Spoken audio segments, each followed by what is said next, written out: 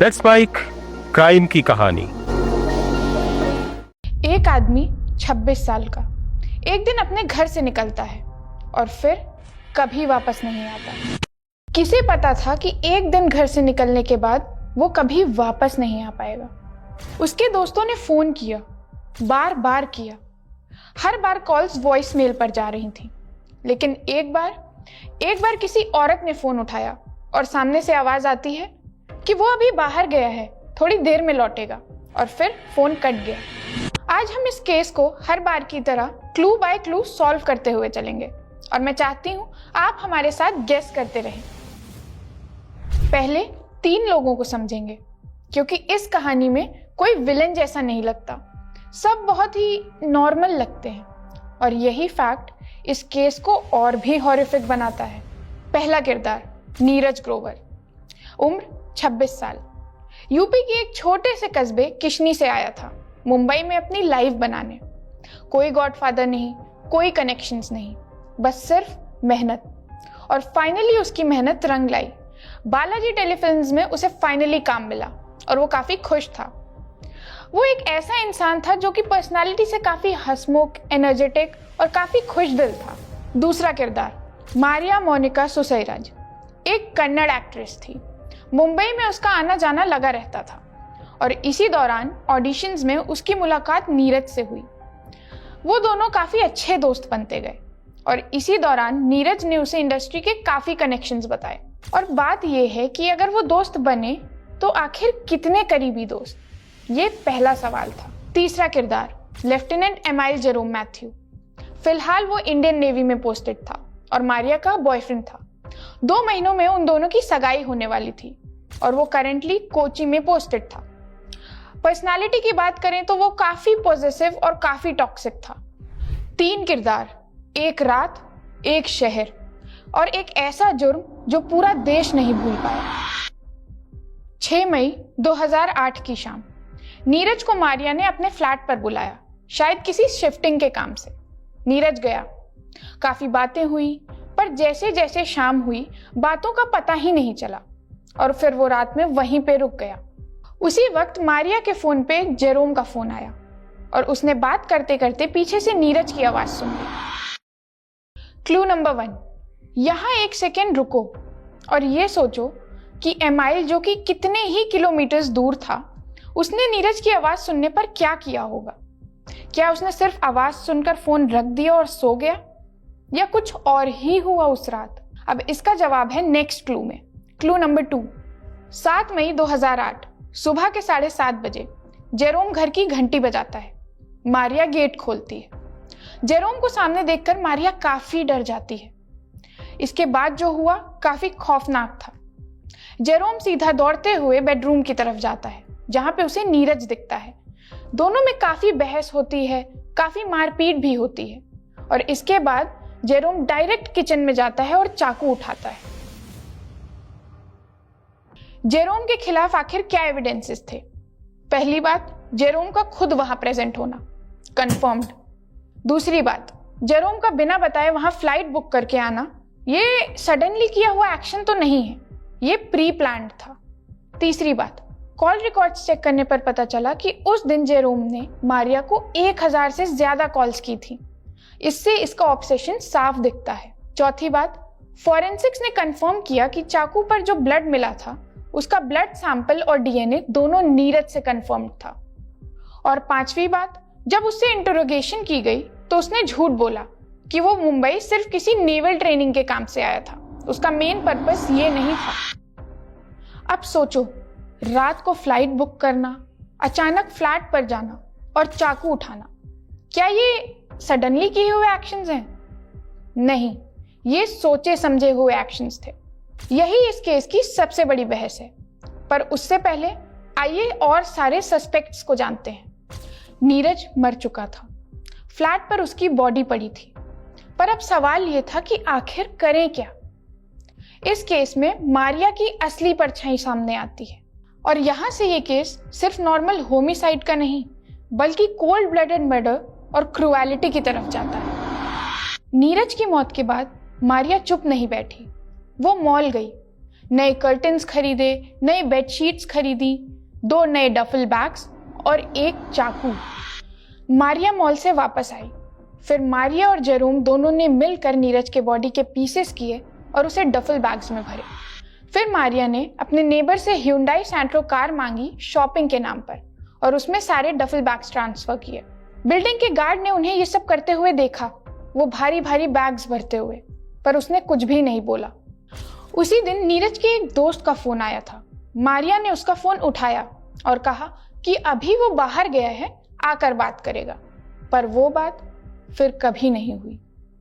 इसके बाद मारिया ने फ्लैट की अपहोल्स्ट्री बदलवाई और दीवारें भी रिपेंट करवाई। मारिया ने कोर्ट को बताया कि जेरोम ने उसे धमकी दी थी और उसने उसका साथ सिर्फ डर के कारण दिया। अब यहाँ रुकिए और सोचिए, क्या कोई औरत अगर सही में डरी होगी, वो मॉल जाएगी, वो शॉपिंग करेगी या फिर अपनी नेबर से कार बोरो करेगी? और आखिर बात, क्या वो अपना फ्लैट रिपेंट करवाएगी? डर और प्लानिंग, ये दोनों बहुत अलग चीजें होती हैं। और मारिया ने जो किया वो स्टेप बाय स्टेप प्लानिंग थी, डर नहीं। 8 मई 2008 की दोपहर मारिया और जेरोम शहर से बाहर मनौर की तरफ जा रहे थे। बैग्स डिग्गी में थे और नीरज का फोन मारिया के पॉकेट में। इसी बीच नीरज का फोन बजता है और मारिया बाहर चेक करने के लिए निकालती है, पर एक्सीडेंटली फोन पिकअप हो जाता है। उसने जल्दी से फोन कट किया, लेकिन तब तक बहुत देर हो चुकी थी। वो कॉलर नीरज का एक दोस्त था। ये पता चलने के बाद कि फोन किसी और के पास है, उसने पुलिस को तुरंत रिपोर्ट किया। क्राइम ब्रांच में फोन रिकॉर्ड्स ट्रेस करने के बाद पता चला कि उसका फोन मनौर की डायरेक्शन में जा रहा था। एक एक्सीडेंटली कनेक्ट हुई कॉल। क्या अगर ये कॉल पिक नहीं हुई होती तो कभी सच सामने आ पाता? अब शुरू होती है असली कहानी। मनौर से थोड़ी ही दूर पर एक बहुत सुनसान जंगल था। मारिया और जेरोम ने वहीं पर बैग्स खाली किए, सारे बॉडी पार्ट्स निकाले, उस पर पेट्रोल डाला और आग लगा दी। ये सब करने के बाद उन्हें लगा कि कहानी खत्म हो जाएगी, पर ऐसा नहीं हुआ। लेकिन जले हुए एविडेंसेस भी पूरी तरह से खत्म नहीं किए जा सकते। फॉरेंसिक टीम ने आखिर जंगल से क्या क्या ढूंढा।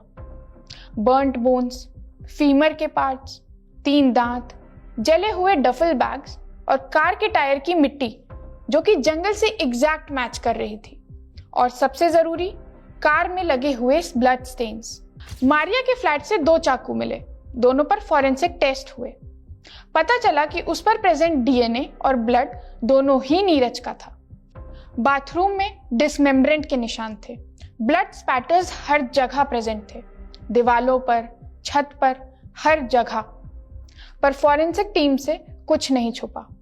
लाख एविडेंस मिटाने के बाद भी वो पकड़े गए। क्राइम ब्रांच ने कॉल रिकॉर्ड सर्च की और इसी दौरान एक बहुत ही इमेज उभर के आई। जेरोम 7 से 20 मई के बीच उसने मारिया को 1000 से ज्यादा बार कॉल्स किए थे। और सबसे इंपॉर्टेंट बात, नीरज के मरने के बाद भी। एक पेट्रोल पंप के अटेंडेंट ने भी गवाही दी कि उस दिन उसने एक कपल को 2 बॉटल में पेट्रोल दिया था। दूसरा, उनकी पड़ोसन ने भी गवाही दी कि उस दिन उन्होंने उनकी कार बोरो की थी शॉपिंग के लिए। सिक्योरिटी गार्ड ने भी बताया कि उस दिन उन्होंने उन्हें भारी भारी डफल बैग्स भरते हुए देखा था। एक के बाद एक हर गवाह, हर सबूत एक ही तस्वीर बना रहा था। पुलिस के सामने मारिया ने कहा कि 6 मई को तो नीरज उसके फ्लैट पर था ही नहीं, बट 7 मई की एसएमएस की बात करें तो उससे प्रूव होता है कि 7 मई को नीरज का फोन मारिया के ही पास था। मारिया का झूठ पकड़ा गया। फिर उसने दूसरा बयान दिया, फिर तीसरा और फिर चौथा। उसने तब तक सही नहीं बोला जब तक वो इमोशनल प्रेशर के अंडर नहीं आ गई, और कुछ टाइम बाद उसने कन्फेस कर दिया। लेकिन रुको, ये पहली बार नहीं था। ऐसा ही एक केस 2022 में भी हुआ था, श्रद्धा वॉकर केस। सुना होगा आप लोगों ने। इस केस में उसके बॉयफ्रेंड ने उसके बॉडी के अलग अलग पीसेस करके दिल्ली के जंगलों में बिखराए थे। इस केस के बाद पूरा देश हिल गया था। लेकिन ये पहली बार नहीं था। ऐसा सेम केस 2008 में मुंबई में नीरज ग्रोवर के साथ भी हुआ। वही सेम पैटर्न, वही मॉडस ऑपरेंडी और वही वे ऑफ डिस्पोजल, सारी चीजें मेल खाती थी। फर्क बस इतना था कि नीरज ग्रोवर के केस में जस्टिस डिलीवरी बहुत जल्दी हुई और कल्प्रिट्स पकड़े गए, और श्रद्धा वॉकर के केस में जस्टिस डिलीवरी काफी स्लो थी और काफी साल लग गए। दोनों केसेस में जो कॉमन था वो था modus operandi, way of disposal और भी काफी सारी चीजें। ये सारी चीजें प्लान्ड थी, इम्पल्सिव नहीं। मुंबई की एक क्राउडेड कोर्ट में ट्रायल्स शुरू हुए।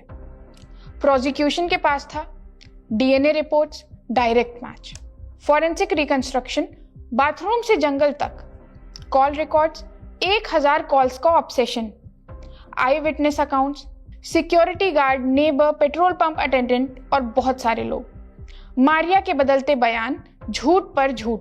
डिफेंस के पास था एक आर्ग्यूमेंट कि ये सडन प्रोवोकेशन था, प्री प्लान मर्डर नहीं। कोर्ट के पास यही सबसे बड़ा सवाल था कि रात को बिना बताए, बिना जानकारी दिए फ्लाइट लेना, क्या ये सडन था या प्री प्लान्ड? कोर्ट का जवाब, जेरोम मैथ्यू, कल्पेबल होमिसाइड का दोषी, 10 साल की सजा। कोर्ट का कहना था कि ये प्री प्लान्ड मर्डर नहीं, प्रोवोकेशन था, इसीलिए मर्डर के लिए धारा 302 की जगह उसे 304 लगी। मारिया सुसैराज, एविडेंस मिटाने के जुर्म में उसे 3 साल की सजा हुई, पर जितना समय वो एक्चुअली में जेल में बिता चुकी थी उसी दिन रिहा हो गई। इस पर देश का क्या जवाब था? गुस्सा। लोगों का कहना था कि कोई डरी हुई औरत मॉल जाके शॉपिंग करती है, नेबर से कार बोरो करती है या अपना फ्लैट रीपेंट करवाती है। और क्या जेरोम को मर्डर की पूरी सजा मिलनी चाहिए? उसका रात को फ्लाइट लेकर आना, क्या ये प्री प्लान नहीं था? ये सारे सवाल आज भी जवाब का इंतजार कर रहे हैं। उन्होंने सोचा था सब मिटा देंगे, बॉडी के पीसेस करेंगे, फ्लैट रीपेंट करवाएंगे, बॉडी को जला देंगे, नेबर से झूठ बोलेंगे, फ्रेंड से झूठ बोलेंगे, पुलिस को झूठा बयान देंगे। लेकिन डीएनए ने पहचाना, बर्न्ड बोन्स ने पहचाना, टायर पे लगी मिट्टी ने सुराग दिया, और एक एक्सीडेंटली कनेक्ट हुई कॉल ने काफी सारे राज खोले।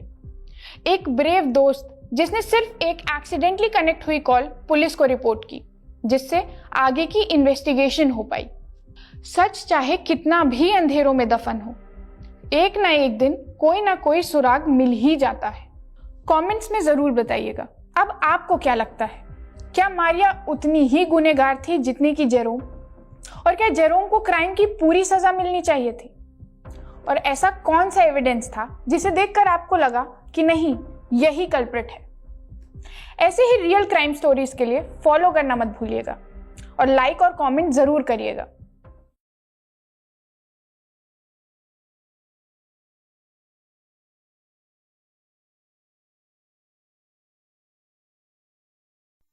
आप सुन रहे थे let's mind more than radio. Follow कीजिए हमें हमारे सोशल मीडिया प्लेटफॉर्म्स पर।